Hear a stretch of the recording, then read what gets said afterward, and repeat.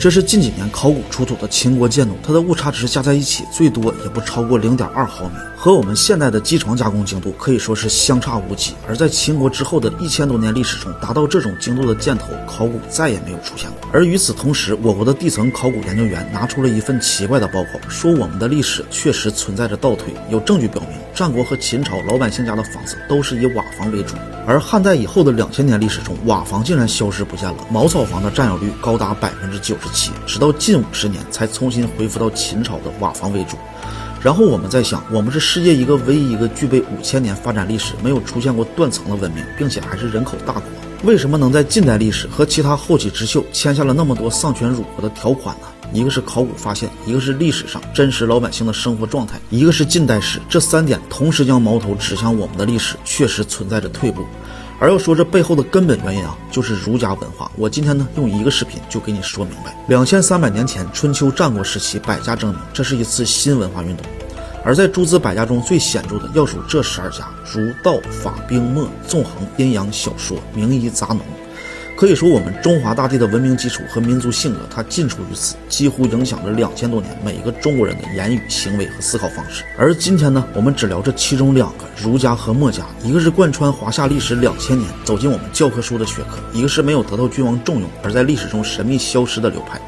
但是这2者呢，它却有着千丝万缕的联系。墨家的第一位老大墨子曾经也学过儒学，他就对儒家所构建的等级社会非常反感，于是他另立门派，创立了墨家学派。墨家学派在鼎盛之时，几百人就能左右国家命运走向，掌握着本不属于那个时代的黑科技和最先进的机关术。他们一声令下，不惧生死，有着超强的信念感，并且提出的思想基本都是反对孔子、反对儒家对立的存在。而墨家在当时他们有多厉害呢？秦国在弱小的时候和墨家合作，不到10年，墨家就把秦国发展到了最强的国，随后就一统天下。而墨家文化就连今天都能找到资本的影子，也能找到国富论的因素，可以说依然是世界2大核心阵营的主流学说。那么这么厉害的墨家文化体系，我们为什么自己不用？说到这里我们就深度了解儒家文化的利弊。儒家思想它主要重视的是护卫皇权，把人分成等级之后，再用仁义礼智信的方式对中下阶级进行压榨和剥削。而墨家思想它完全相反，它不分等级，更注重的是如何帮助贫苦百姓翻身，过上更好的生活。所以墨家和儒家它有着天壤之别。我再举几个例子，比如儒家它提倡的是守孝制度，是墨家最为反感的。儒家提倡呢，父母死后要守孝3年，并且在这3年里不可以参加任何的劳动，不管你是在外漂泊，还是做生意，还是身有官职，都要守孝3年。如果不守孝，或者守孝期间参加劳动，就不算是孝子。如果不是孝子，在当时儒家笼罩的社会里可以相当于今天的老赖。墨子对儒家的守孝制度可以说是痛恨不已，说后人如果都学你们儒家，那就很难得到发展和进步。墨子他主张的是节葬，强本节用，谋发展，更主张生前尽孝，死后节葬，把劳动和生产要永远都放在第一位，提倡人定胜天。所以我们的历史在汉朝之前没有记载说哪个草原民族欺负过中原，而战国时期随便一支队伍都能击败匈奴，而汉朝之后的历史却完全不同。草原民族居然成为了我们最大的威胁，最典型的就是五胡乱华，匈奴、鲜卑、结氐羌纷纷杀入中原，当时汉族几乎被。而为什么我们之前就能打得过草原民族，之后就不行了？它就是因为儒家笼罩的社会，守孝制度和仁义道德这种阴霾，导致老百姓生产力跟不上，饥荒不断，长期这样导致身材矮小，调动不起积极性，都想着怎么能吃饱饭，所以战斗力它直线下降。而儒家的等级制度，如果你要是详细了解，它最为残忍，没有想到居然可以影响到今天。士农工商，男尊女卑，嫡庶官民，一切都要分成3、6、9等，而皇权是至高无上的存在。